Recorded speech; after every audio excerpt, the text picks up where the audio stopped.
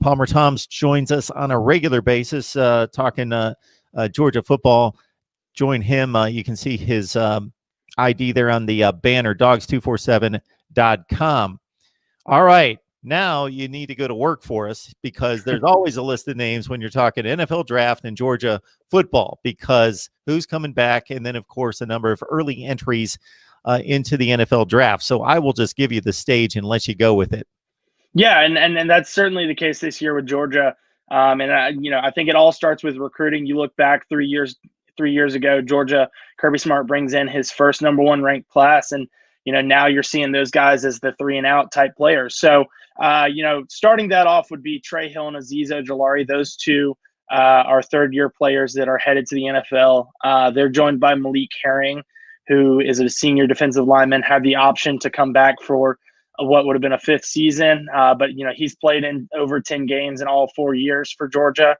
I believe he's got 52 career games under his belt. And so, he's certainly got the experience that he can head to the NFL. Those 3 announced recently since the bowl game. And we discussed the ones before the bowl game that, offensively, Georgia was losing Ben Cleveland, Trey McKitty, and defensively that Monty Rice and Eric Stokes and DJ Daniel would be out and headed to the NFL. So, that's your list right now that's headed to the NFL. In terms of people that have decided that they are going to come back, big name is JT Daniels. I mentioned it earlier and talking about the way Georgia finished the season and the way that they look headed into this new year. That is the centerpiece. And I think there was a little bit of question regarding whether he would come back or not. I think most people thought he would come back, but you did see his name pop up on some NFL draft boards, mock drafts and such. I know CBS had him as a first rounder a couple weeks back. And so, I think there was certainly some consideration there, some discussions that needed to be had. But as JT Daniels said in his tweet, announcement that he's coming back, he's got unfinished business. He feels at home in Athens, feels really good about where he's at in terms of his decision to transfer to UGA. He feels like he's surrounded by a good unit that they can put up some big numbers in 2021. Another piece of that big unit will be James Cook, third-year running back, will be back for his 4th year. Unfortunately, he missed the bowl game after the passing of his father.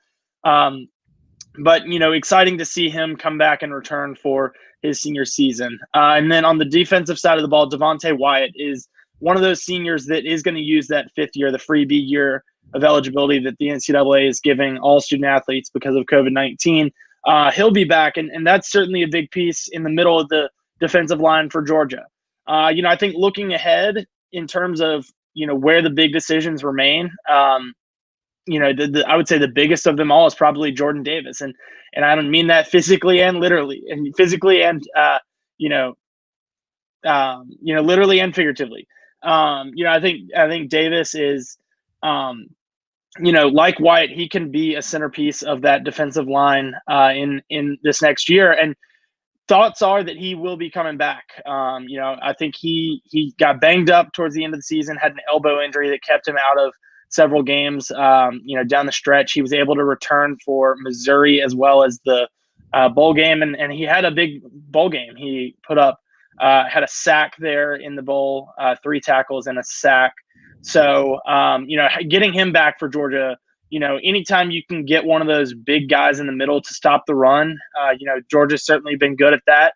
And having a guy like Davis to help would certainly be huge. On the back end of the secondary, Tyson Campbell is probably the biggest name to watch. He was a former 5-star cornerback coming out of high school.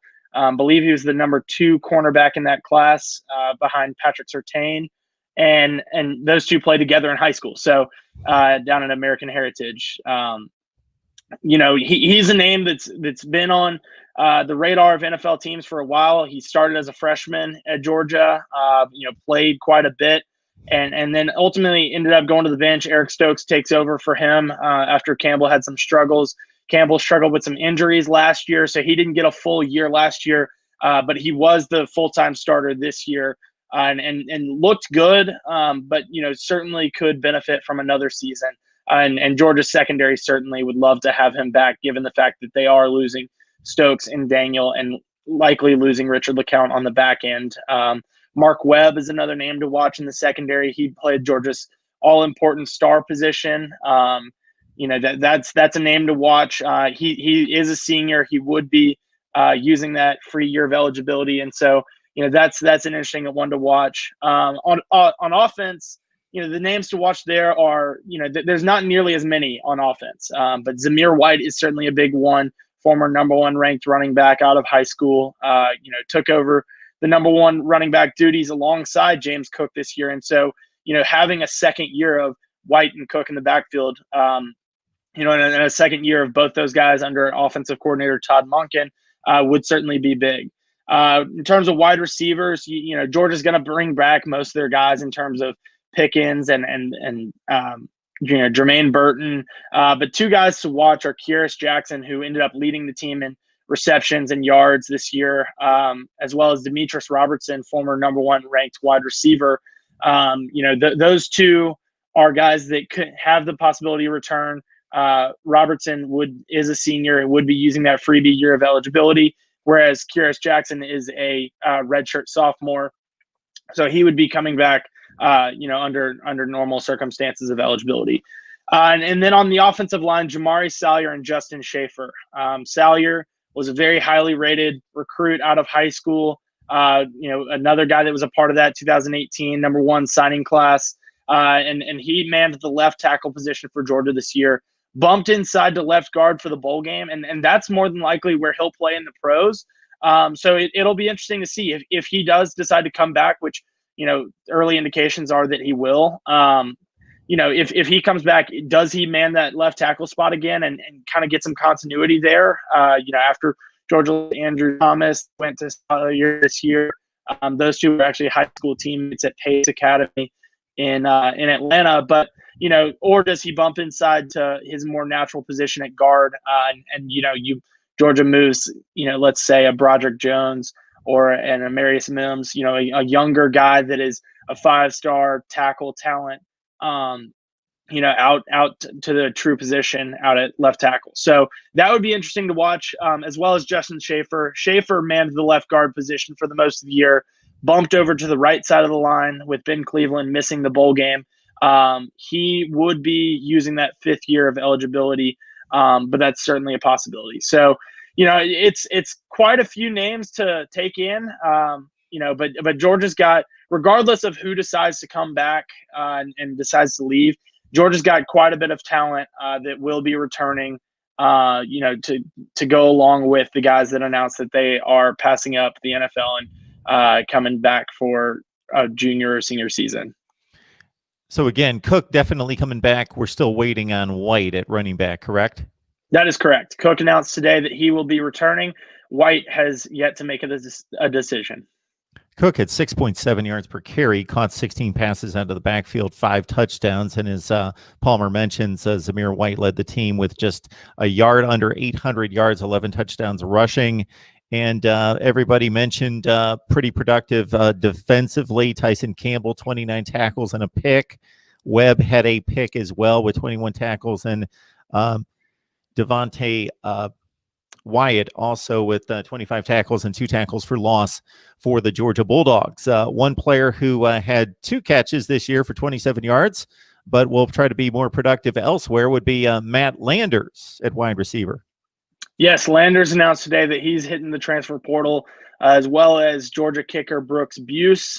He was behind Jack Podlesny, who hit the game-winning field goal in the Peach Bowl. So that those 2 moves aren't all that surprising, given the fact that they are older players that have been passed up by some younger talent. Buse also behind Jared Zirkle, who was recruited to come in and kick, in this last signing class. So, the transfer portal is certainly a new element to it all, an ever-changing element, given the fact that, who knows what's going to happen in terms of free eligibility immediately. And so, Georgia, as they say, the transfer portal giveth and the transfer portal taketh. So, those are 2 names that are in the transfer portal from Georgia. We've talked about some other ones in terms of Jermaine Johnson, Dwan Mathis, Micaiah Tongue, Trey Blunt as well. But Georgia's certainly going to be looking at the transfer portal to bring in some talent in terms of maybe possibly Eric Gilbert, former 5-star tight end out of the state of Georgia. If they end up losing Campbell, that they'll be down their top 3 corners from this year. So it would not surprise me to see them go after a veteran cornerback. Not sure of what names are in there for that yet. But, like I said, it giveth and it taketh. So Georgia fans are certainly keeping an eye on that transfer portal and looking to see who could be coming and who could be leaving Georgia. Folks, we talk college football every day, 24/7, 365. The season is just about over, but we will be here talking college football every day. Got guys like Palmer Toms keeping us updated on the top programs in the nation. Join Palmer at dogs247.com. Palmer, we always appreciate a ton of insight and information from you. Appreciate you stopping by. Yep. Thanks, Mark.